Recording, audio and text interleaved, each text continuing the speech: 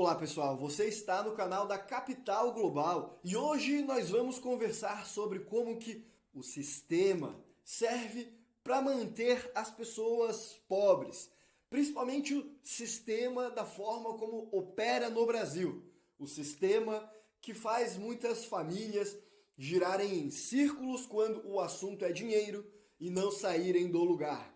Você já percebeu que muitas famílias ralam bastante, mas fica difícil de realmente melhorar a qualidade de vida, o quanto de dinheiro que se tem? Pois é, isso acontece por causa do sistema e das armadilhas que nele estão, que servem para prender vários brasileiros em um ciclo eterno de pobreza e dar.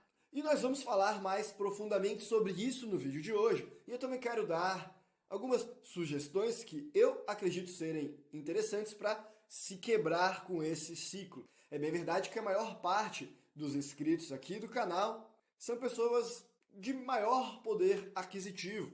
Então, talvez essa reflexão pudesse passar até um tanto quanto desnecessária. Mas não, não é. Ela é bastante importante, sobretudo nos dias de hoje, em que nós temos visto um esforço crescente em idiotizar a sociedade, inclusive aquela parcela da população que, em tese, seria mais preparada, mais intelectualizada. Então, não deixemos isso acontecer e vamos espalhar informações importantes para se quebrar esse sistema. Compartilhe esse vídeo com algum familiar que está precisando enriquecer, com algum parente ou com algum funcionário, alguém que não tenha educação financeira. Se você não me conhece, eu sou o Guilherme, fundador da Capital Global, e por aqui nós falamos de assuntos relacionados à alocação internacional, sobre fazer uma empresa offshore, investimentos no exterior, contas no exterior, segunda residência, alteração de domicílio fiscal e por aí vai. E nessas terças-feiras temos esse quadro, Terça Global, no qual nós falamos sobre os mais variados conteúdos que de forma ou de outra se relacionam com isso, internacionalização. E veja, se você realmente entender como funciona o sistema brasileiro, aí você para de ser um escravo dos nossos problemas e, quem sabe, começa até a utilizá-lo ao seu favor. E é por isso que todo esse conhecimento é tão necessário. Por outro lado, aqueles que não entendem esse sistema continuam a se prejudicar cada vez mais, se prejudicar ano após ano, trabalho após trabalho, porque o sistema ele criou algo chamado de manipulação do dinheiro, em termos leigos, que é uma estratégia na qual eles literalmente fazem mais dinheiro surgir, muitas vezes sem gerar riqueza. Então, quase que como mágica, isso funciona para uma distribuição de renda para aqueles que são mais próximos da máquina estatal. E é assim que o Estado fica mais rico, que a sociedade como um todo fica mais pobre, que a classe média praticamente é eliminada, depois de muito tempo nadar contra a corrente sem conseguir sair do lugar. Aí ela é levada para baixo. Porém, aqueles que realmente entendem esse sistema, famílias ricas, famílias mais intelectualizadas, sabem o que é o dinheiro nos dias de hoje, como que ele funciona, e continuam passando esse conhecimento para os seus filhos. E é por isso que eu digo, mande esse vídeo para algum parente seu, compartilhe tal conhecimento. Porém, a maior parte da população, classe média, pobre, não faz nem ideia do que está acontecendo, como que o dinheiro funciona, e, consequentemente, continua empobrecendo e muitas vezes sem sequer perceber. Conforme o real, a moeda brasileira, perde valor, você sabe o que acontece? Para a maior parte das pessoas, o salário não vai ser corrigido tanto quanto deveria, em decorrência da perda do valor do poder de compra do real. Além disso, as economias dessas pessoas, e aqui eu me coloco, isso acontece comigo também, nossas economias, elas deixam de comprar a mesma quantidade de coisas que elas conseguiam comprar antes. Tudo fica mais caro. E assim, cada dia que passa, as pessoas ficam mais pobres. Às vezes, o valor do salário é o mesmo, mas o poder de compra não. As pessoas até sentem isso na prática, mas não conseguem entender os porquês e como fazer para não ser mais tão afetada por esse fenômeno. A maioria de nós sequer foi ensinada sobre dinheiro, necessidade de poupar, mas mesmo aqueles que são ensinados sobre necessidade de poupar, muitas vezes é algo mais raso, do tipo, você precisa guardar dinheiro, você não pode gastar tudo que ganha. Beleza, esses conceitos são importantes, mas eles são apenas o primeiro degrau de uma escadaria. Você também precisaria aprender, além de poupar, a investir. E mesmo aqueles que são ensinados a poupar, muitas vezes não sabem nada sobre investimento. É o que acontece com a maior parte da classe média. E sabe o que acontece se você somente poupar, mas não investir de forma adequada? Bom, as suas economias também vão se desvalorizar todos os dias. E sabe o que as pessoas ricas fazem?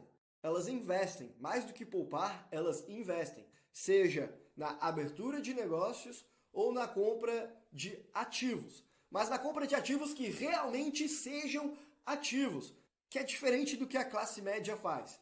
Como diria o Robert Kiyosaki no livro Pai Rico, Pai Pobre, os ricos, eles compram ativos, a classe média compra passivos pensando que são ativos. E os pobres, eles só têm despesas, porque não sobra nada para comprar, seja passivo ou ativo. Então, quando você apenas poupa para comprar a sua casa própria, para comprar um carro novo, para fazer uma viagem de fim de ano, e aí você deixa o dinheiro parado em alguma renda fixa, acumulando, poupando para poder fazer tais compras, bom, é bem provável que o que você esteja fazendo é o mesmo que as pessoas classe média fazem, comprando passivos, pensando que são ativos. A sua casa própria, ela geralmente é mais passivo do que ativo, porque ela não está te gerando caixa, e por mais que ela acabe valorizando no longo prazo, provavelmente essa valorização é só uma correção da inflação, mas não dos investimentos que você fez para manter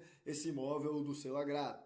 Quando você compra um carro, muitas pessoas olham para o carro e falam, meu Deus, estou fazendo um investimento aqui na minha imagem, no meu status. Você está comprando um passivo, que ano que passa, ano após ano, o bem vai ter se depreciado, salvo raríssimas exceções. Mas a classe média muitas vezes compra esses passivos e pensa que é ativos. E quando você é pobre e mantém os seus investimentos zerados, seja porque não conseguiu poupar, seja porque não tem a educação financeira, seja porque, sei lá, preferiu jogar em bets da vida e, olha, você manteve seus investimentos zerados. Então, na prática, você nunca vai conseguir superar esse problema do sistema que tem uma força que te puxa para trás, que é o enriquecimento de tudo, que é a alta dos preços de tudo, exceto a alta dos seus salários.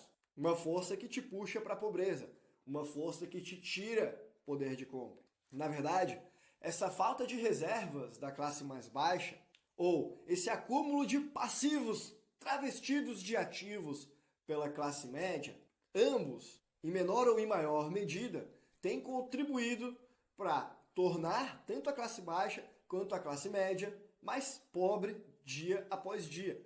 Porém, isso não significa que quem é classe média deve simplesmente então parar de poupar. Afinal, já que vai ficar pobre igual, por que vai ficar poupando? Pega e gasta. Olha, isso não faz sentido. A questão é continuar sim tendo reservas, mas ser mais estratégico com esse dinheiro acumulado e principalmente na hora de comprar ativos de verdade e não passivos. E geralmente quando as pessoas começam a guardar dinheiro, geralmente tem 3 motivos pelos quais elas fazem isso. Se ela for rica, se ela for classe média, talvez só 2 ou só um deles. Então, os motivos são 3. Primeiro, para uma emergência, você tem que ter lá uma reserva. Isso não é assessoria de investimento, mas os assessores geralmente falam em 3 a 12 meses de despesas do seu custo de vida básico, dependendo de qual que é o seu nível de tolerância a risco. Isso aí você tem que ter em uma reserva em fácil acesso, é o que dizem os assessores de investimentos. Não botar em investimentos de alto risco, botar ali para estar fácil para pegar se precisar, se tem uma doença, se perder o emprego, alguma coisa assim. Aí a segunda razão pela qual muitas pessoas realizam poupanças é para o desejo de adquirir algum bem, tipo uma casa, um carro mais caro, ou um serviço, uma viagem, mas um bem que, na maior parte das vezes, é um passivo. Essa é a principal razão pela qual a classe média guarda dinheiro, para adquirir passivos mais caros. E a terceira razão pela qual você deveria guardar dinheiro, por último, e não menos importante, aquela que é a principal para os ricos, é guardar esses ativos para fins de investimentos. Seja para entrar em algum novo negócio com alguma participação, seja para investir no mercado financeiro mesmo, mas não é na expectativa de querer comprar um bem para usufruir, e sim de querer comprar um gerador de caixa, algo que te vá trazer mais dinheiro em decorrência de você tê-lo adquirido. Por exemplo, ações que pagam dividendos, empresas que você vai conseguir uma participação agora e vai vendê-la lá na frente por 3, 4 vezes o preço que você pagou. Enquanto isso, também receber dividendos. Enfim, essas são as 3 principais razões por que as pessoas costumam guardar dinheiro. Quando elas guardam, você é rico, provavelmente o equilíbrio coloca muito mais peso nessa terceira razão do que nas demais. E se você estiver guardando dinheiro de forma errada, pensando apenas na aquisição de bens, mesmo fazendo essa sua reserva, você pode acabar ficando mais pobre a cada dia por conta daquela força que eu te falei, que puxa todos os preços das coisas para cima, que eu já vou entrar em mais detalhes do que é que eu estou falando. Então, se você é uma pessoa de classe média, quando eu digo que a forma como você tem guardado dinheiro provavelmente não é a adequada, talvez você seja exceção, mas via de regra as pessoas tomam decisões equivocadas, não significa que você não deve guardar dinheiro, mas sim ter uma postura mais inteligente e estratégica nessas suas reservas. Já que você está no meio do caminho, faça como os ricos, não como os pobres. E quando a gente fala dos pobres, da classe mais baixa, por que será que eles não guardam para investimentos? E por que isso os mantém como pessoas mais pobres? Bom, a resposta pode parecer mais óbvia caso nós estejamos tratando de alguém que ganha pouco. Afinal, não sobra realmente para guardar. Agora, o que é ganhar pouco? O que é não sobrar? Porque tem gente aí que ganha 50 mil reais por mês e ainda fala que ganha pouco, porque não sobra para poupar. E muitas pessoas que ganham 2, 3 mil reais por mês conseguem realizar tais poupanças. E aqueles que não conseguem, ganhando, sei lá, 5 mil reais por mês, provavelmente, e falam que se ganhassem 50 mil conseguiriam, provavelmente também não conseguiriam. Então, para aquela parcela que ainda está realmente muito necessitada, que os custos são caros, até entendo, é difícil de poupar. Concordo. Agora, tem gente que ganha 50 mil reais por mês e continua sem poupar. Do tipo, ganha muito, mas gasta tudo. E essa pessoa, por mais que ganhe muito, ela é pobre. Porque se você for parar para ver, ela não tem nada. E o que é que leva uma pessoa que não poupa, independentemente de quanto ela ganha, a acabar fadada à pobreza? Para responder isso, novamente você precisa entender como que é esse mecanismo do dinheiro e como que ele funciona. Esse mecanismo é a inflação e a forma como os estados manipulam o preço das coisas. O dinheiro que nós usamos hoje é diferente do que ele valia há 30 anos atrás, há 60 anos atrás, porque o dinheiro, baseado na fidúcia, na confiabilidade de que ele vale alguma coisa, nada mais é do que um pedaço de papel. Ele não está atrelado a ouro, a nenhuma reserva, exceto a confiança de que o Estado vai honrar com ele. E quando você entende isso, a sua visão sobre o que fazer com esse dinheiro, ela vai mudar completamente. Você percebe que aquilo ali é algo que tem uma tendência de perder valor no longo prazo. Então talvez seja interessante você trocá-lo por alguma coisa que preserve mais o seu poder de compra. E o culpado de tudo isso é o governo, o Estado e o Banco Central. Você sabe, os estados gastam muito dinheiro. Mas de onde que vem esse dinheiro? Você diria, dos impostos. Pessoas como eu, como você que está assistindo esse vídeo, pagam esses tributos para sustentar toda essa máquina, todo esse sistema. E sim, uma parcela significativa das receitas que os estados têm para financiar tamanhos gastos vem da tributação, mas outra parcela vem também da inflação. Então vamos deixar claro aqui, o Estado geralmente ele não cria a riqueza, ele apenas imprime dinheiro. E ao imprimir dinheiro para uma mesma quantidade de riqueza, ele tira a riqueza das pessoas que estão a gerando e a alocando em dinheiro e toma para si. É uma espécie de tributação sorrateira. Se você tem uma empresa, você sabe qual que é o seu papel. E quando eu digo que o Estado não gera riqueza, é porque essa não é a função dele. Não estou querendo dizer que é incompetência. E eventualmente ele pode até acabar gerando riqueza em alguma empresa que ele entrou com participação, mas geralmente empresas que geram riqueza. Se você é empresário, você sabe, a sua missão é gerar lucro, porque sem lucro você não consegue manter a sua empresa funcionando. E a menos que você tenha alguma outra fonte de financiamento, como um investidor, um empréstimo, o que paga as contas da sua empresa são as vendas, são os clientes, é o lucro. Sem ele você não sobrevive. Então, qual que é o seu trabalho? Bem, é ser o mais eficiente possível, enxugar despesas, aumentar o lucro. Isso te mantém saudável e essa eficiência, ela gera riqueza. Já o Estado, por sua vez, ao contrário de uma empresa, ele não é uma entidade que visa o lucro. Então, ele não cria um produto e o vende no mercado na intenção de gerar receita, por exemplo. Ao invés disso, ele vai pegar uma parte do que as pessoas ganham para financiar os seus gastos conforme as vontades dele. Independentemente de se isso vai gerar dinheiro ou prejuízo. E geralmente, os estados, eles gastam mais do que arrecadam. Então, o peso do Estado sobre os seus ombros não é o quanto ele cobra de você em tributo, e sim o quanto ele gasta, que geralmente é muito maior do que ele consegue arrecadar. Porque, mesmo sem arrecadar através de tributos, ele vai dar um jeito de se financiar sobre você, que aí vai entrar a inflação. Teoricamente, o governo deveria equilibrar as contas e só gastar algo que fosse proporcional ao que ele arrecada.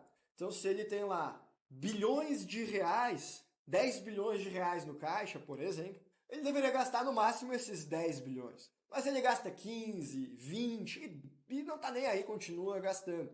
Ele quebra o orçamento. Ele até é rico, tem bilhões de reais disponíveis, mas não é o suficiente. Ele quer mais, ele quer até a alma do pagador de imposto. E ele vai gastar muito mais do que ele tem, gerando déficit atrás de déficit. Alguns governos são mais propensos a fazer isso do que outros, mas a forma como a máquina, como o sistema é desenhado por si só, incentiva isso. Então, o que acontece quando você está diante desse sistema é que a conta sobra para você.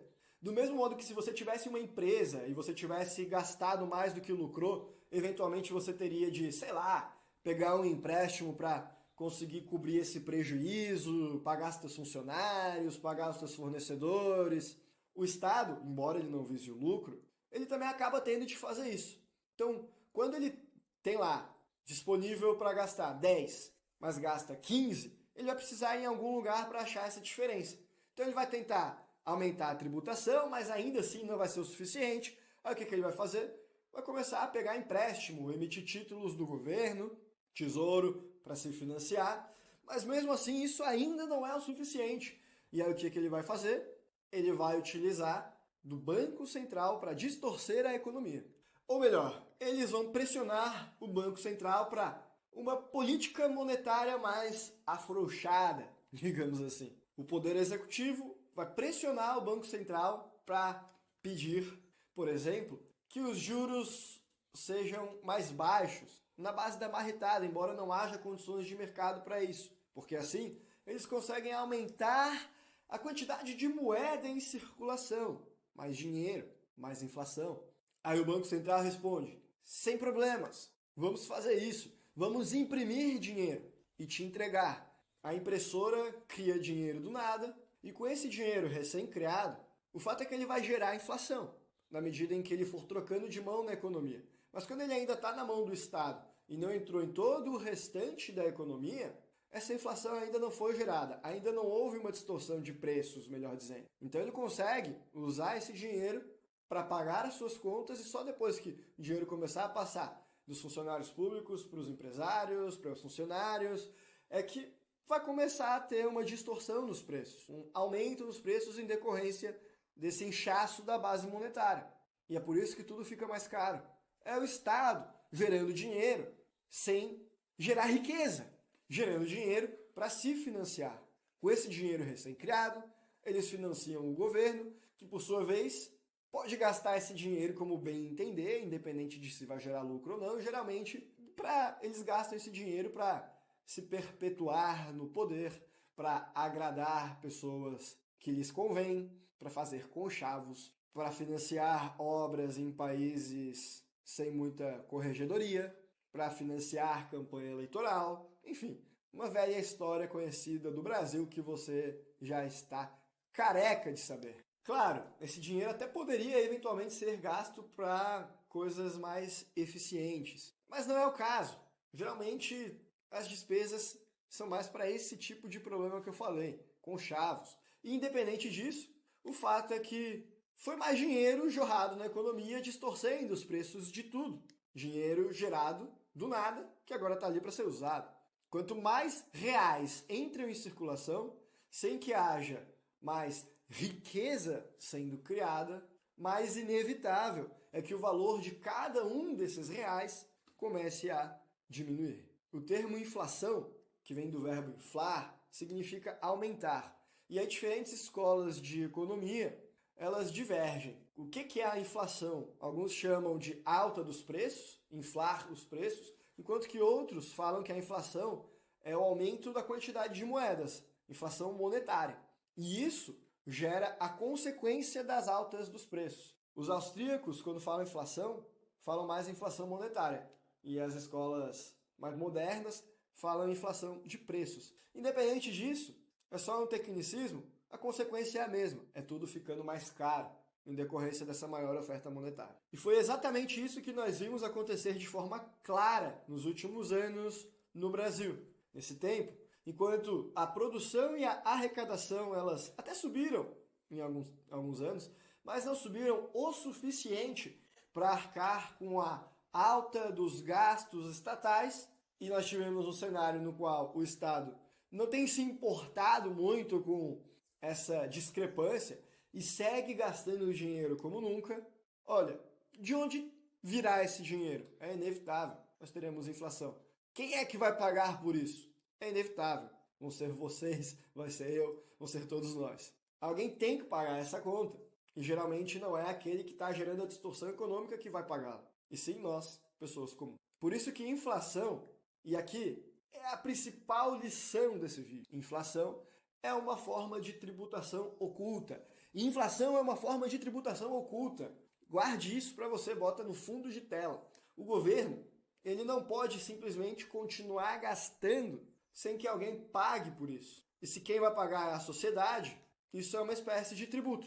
É usar a força de trabalho privada para financiar o Estado, assim como os impostos. Só que a inflação ela é ainda mais perversa, porque ela é oculta, é sorrateira, ela vai pelas beiradas e muitas pessoas elas sequer percebem a ocorrência dela e os impactos que elas trazem. E depois fica parecendo que foi um empresário malvadão que, pensando só em si, subiu o preço do alimento, do supermercado, diminuiu o pacote. Não, isso é uma consequência do aumento da base monetária. Isso é um empresário em um ambiente no qual as despesas estão cada vez maiores, tentando manter ali uma margem de lucro para conseguir continuar a sua operação, para conseguir manter os empregos, para conseguir manter o seu próprio sustento e da sua família também. A inflação é um imposto invisível, uma tributação silenciosa e que afeta principalmente aqueles que não entenderam como que o dinheiro funciona e como que o sistema foi desenhado para manter as pessoas pobres e prejudica desproporcionalmente, principalmente a parcela mais pobre e menos educada financeiramente da nossa população. E é por isso que educação financeira é tão importante. É por isso que a gente não pode deixar ter uma sociedade idiotilizada se é que essa palavra é assim que se fala. É por isso que nós precisamos ser seres pensantes e espalhar a educação financeira. Mas agora que você já entendeu esse sistema, como que você pode fazer para não ser mais prejudicado por ele? De que lado do jogo você quer estar? Daqueles que continuam nadando contra essa correnteza sem sair do lugar? Daqueles que nem se esforçam para nadar e são levados por ela? Ou daqueles que conseguiram fugir desse rio que te empurra para trás? Ou seja, você quer estar do lado dos classes médias, dos pobres ou dos ricos? Certamente você quer estar do lado dos ricos, aqueles que conseguiram vencer esse sistema desenhado para deixá-lo pobre. E como que você pode fazer isso? Bom, tem dois caminhos. Um é você se aliando ao sistema e entrando para a máquina estatal, num alto escalão, faz um concurso, você vai receber o dinheiro antes de a inflação realmente ter corroído, pega esse dinheiro que recebeu, por exemplo, e compra tudo em dólares para não ser mais afetado. Isso eventualmente poderia funcionar, pelo menos durante um tempo.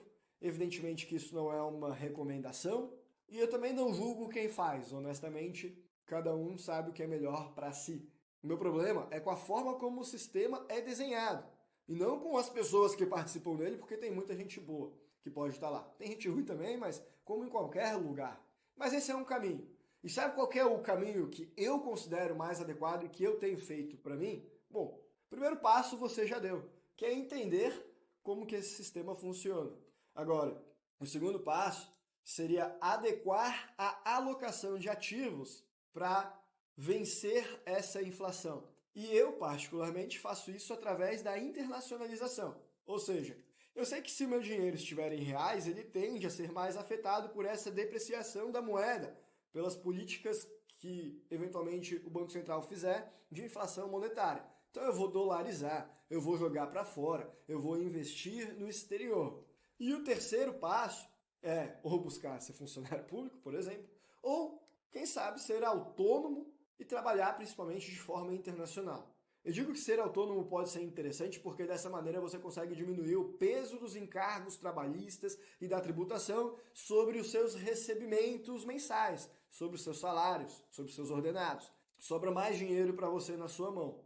E eu digo para trabalhar, se possível, de forma internacional, porque aí você consegue prestar o seu serviço na internet, por exemplo, para alguém que te pague em euro, em dólares, moedas mais fortes, e que também tem o problema dos sistemas dos seus respectivos países, mas que afetam-os menos do que acontece com o real, que é uma moeda fraca, em uma economia emergente, como é o caso do Brasil. Então, sempre que possível, ganhar esse dinheiro em moeda forte é melhor.